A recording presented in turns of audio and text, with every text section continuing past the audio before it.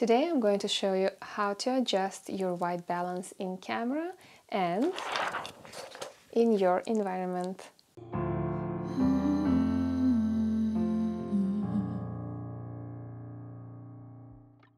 Hi, I'm Yulia Panchenko and welcome back to my YouTube channel. Today we're going to talk about white balance. White balance seems like a very complicated topic at first, but it's actually very simple, and today I'm going to break it down for you, simplify it for you, so you would also understand how to set up your white balance in your camera and also in your environment.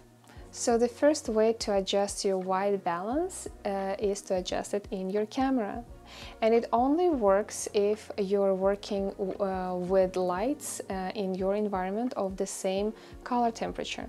For example, in the room where I am right now, all my lights are 2700 kelvins because all the bulbs that I'm using in this room for lights is the 2700 Kelvin, and it says here on the box right here.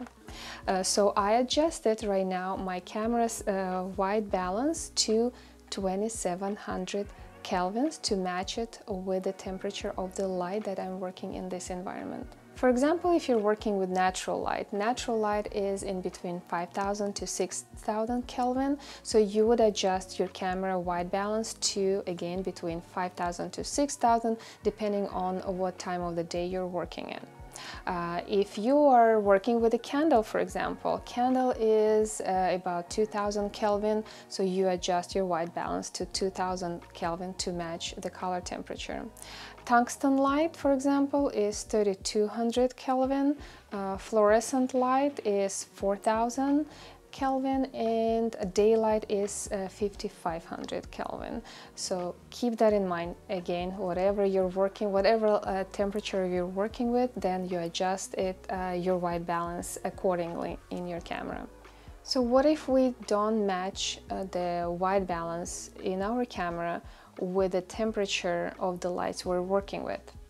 Now, you have to pay attention to this. Whatever we set up our white balance in the camera is going to be our line, and whatever temperature that's going to tell us, whatever temperature is going to go below this line is going to look warmer, and whatever temperature is going to be above this line is going to look cooler.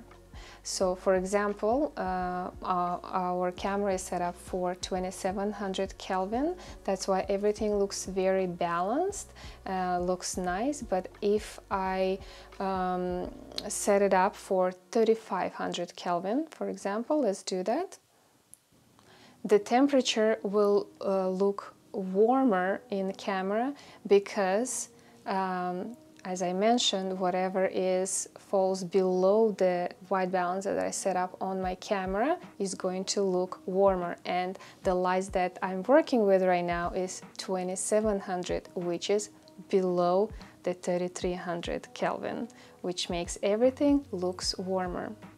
So going back to our concept of whatever is below the white balance that is adjusted in our camera is going to look warmer, and whatever is above is going to look cooler. Right now our camera setup is set up for 3500 Kelvin, which makes our light looks warmer because it falls under this 3500. Now I'm going to turn on daylight. Daylight is 5500 Kelvin, and this, which is above our 3500 Kelvin, which will make this light look cooler. So also you actually expect the daylight to look like daylight, right? So let me go ahead and turn off my light, and I will turn on my daylight, and you'll see the difference.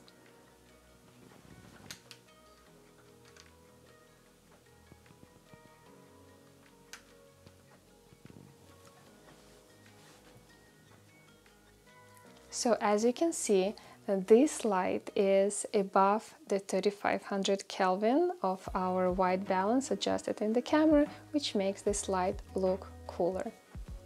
Now I'm going to adjust my camera back to 2700 to match my white balance with the temperature of my lights, and you will see that yes, it's going to look nice and match with this light, but this light over here is going to look even cooler. So let's do that. As you can see, this looks cooler. This looks great if you're working on a cinematic style of images where you want to achieve teal and orange colors. In this situation, we have really blue teal color on one side and orange on the other side. But what if you don't wanna do that? If you wanna everything to look balanced, what can we do in this situation? So if you want to balance all the lights in your environment, then there is another way to do that. You have to, of course, adjust your white balance in your environment. So the solution is to color correct the lights and the environment by adding gels to your lights. For example, this is CTO gel, which stands for color temperature orange, and that's what I'm going to add to my daylight to balance it and to bring this light to 2700 Kelvin. So now this is going to be 2700, which is going to match our 2700 with this light, and will match with the white balance that is set up on our camera to 2700 Kelvin. So all these numbers, all the colors are going to match in this case. So now if we're working, for example, with tungsten light, which gives us a really warm tone, we would add CTB gel, which stands for color temperature blue, and that will actually balance the color. Keep in mind that you have to properly place your gel on your light, so to avoid any light bleed. For example, I didn't do it properly and you could see a little bit of blue on my background, which is cool. If that's what you're going for, go for it. But if you want it to be perfect and balanced completely and match all the other lights in the room, then yeah, of course you have to adjust it properly. Keep in mind to color correct your lights that you have control of. For example, I have my studio lights here. I could control them, so I added gel. I don't have any control of my practical lights in this room, so first what I did, I matched my white balance of my camera with these practical lights. I set up to 2700, and then I added gel to my daylight to match the daylight with the practical light and with the white balance in my camera. One more important tip, the reason why we're color correcting is to achieve nice skin tones. And another reason is to be maybe more creative and, for example, add additional color to our light. Now, since everything is balanced, everything is matching, right? If we add green to it, we're gonna get a really nice green tone. And nothing in my environment is going to be changed. It's going to have the same colors. If we add, for example, red, again, we're getting something different. We're getting nice red tone, and nothing around me is not changing. My light, my practical lights are the same color temperature. But if I didn't have this yellow orange gel, let's say, let's take it off and see how this is going to look.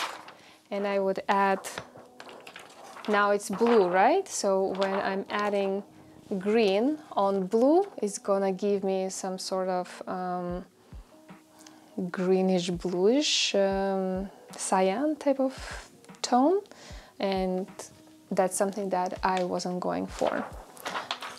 So that's pretty simple. So let's bring it back to place. If you want to learn more about color theory and working with gels, I have two really good courses. They are included in my floral portrait photography master course, and I break down all this information in detail. They're really cool, check them out. The link is in the description. By the way, if you want to know where I got the gels from, they are by Leaf Filters. They're pretty cool. They come in packages, and they don't burn on my continuous light. So I hope you enjoyed this video. I hope it was helpful, and I'll see you next time.